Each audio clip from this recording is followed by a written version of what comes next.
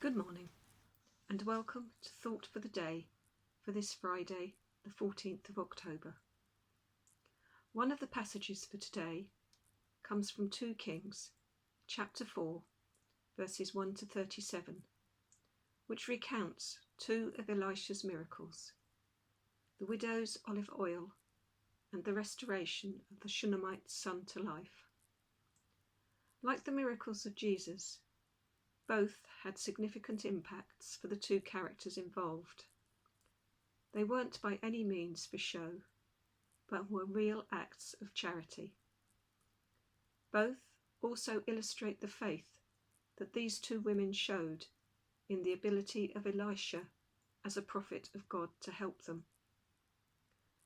As the passage is lengthy, I have chosen to focus on the first of these miracles, from verses 1 to 7, and I am reading from the New International Version. The wife of a man from the company of the prophets cried out to Elisha, "Your servant, my husband, is dead, and you know that he revered the Lord. But now his creditor is coming to take my 2 boys as his slaves." Elisha replied to her, "How can I help you? Tell me what you have in your house." "Your servant has nothing there at all," she said, "except a small jar of olive oil." Elisha said, "Go round and ask all your neighbours for empty jars. Don't ask for just a few.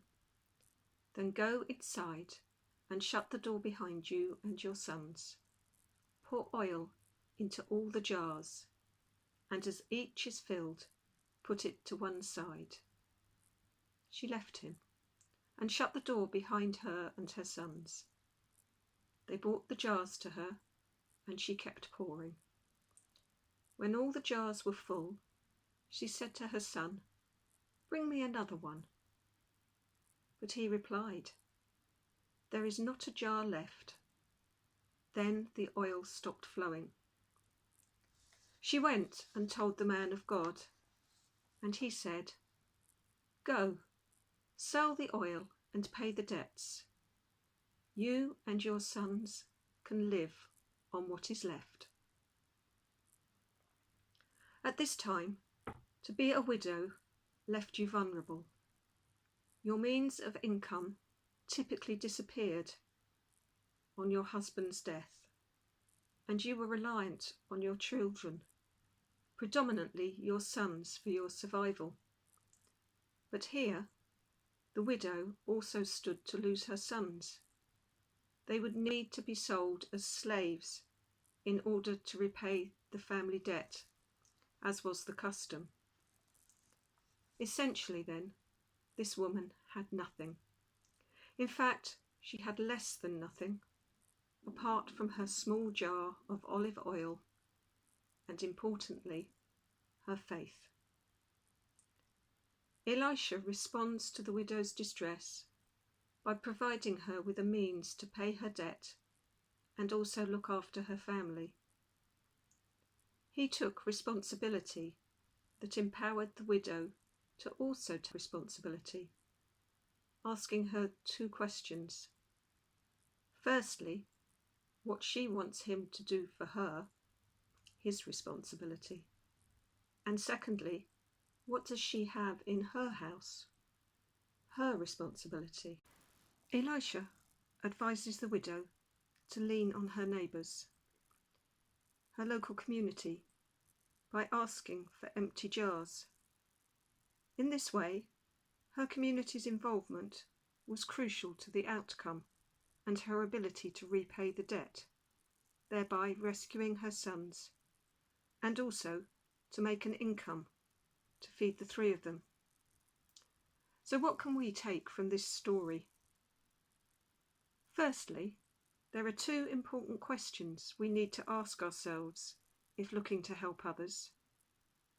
What can I do for someone, and what can that person do for themselves? If we only ask the first question, we can create dependency. If we ask only the second question, we may well walk past the need of that person. I am reminded of the proverb that says, "Give a man a fish, and you feed him for a day. Teach a man to fish, and you feed him for a lifetime." Secondly, even if we feel we have nothingness, whether it be in terms of our skills or indeed our situation, we can take stock and discover that there are things that we can utilise or offer. It may seem a little, but it can be useful. And when we do use what we have, it can empower us. This is a principle that we see repeated in Scripture. The way God generally meets our needs is to take what we have and to multiply it as we turn our lives over to Him and obey the principles of His word. This is true of our talents, our gifts, our finances, or our physical assets. Our responsibility is to take what we have, no matter how small or large, and turn it over to Him. Thirdly, there is joy in being involved as a community. Too often in today's world, we have an individualistic rather than a community mindset. Independence is valued more than interdependence. By asking her neighbours to help, the neighbours experienced a sense of satisfaction and joy. The passage says they were glad to help. As a congregation, we can get that sense of joy by coming together to help one another. Finally, above all, we need to have faith and the confidence to trust God, to do what we can and leave the rest up to Him.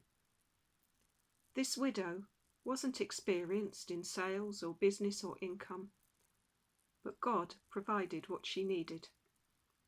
She focused on doing all she could and put the rest in God's hands.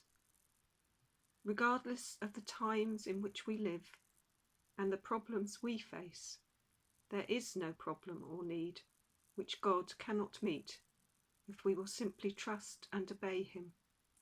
God cares. The real issue is not the problem, but our response to the Lord in the face of problems. Let us always strive to bring our problems to the Lord. Have a blessed day.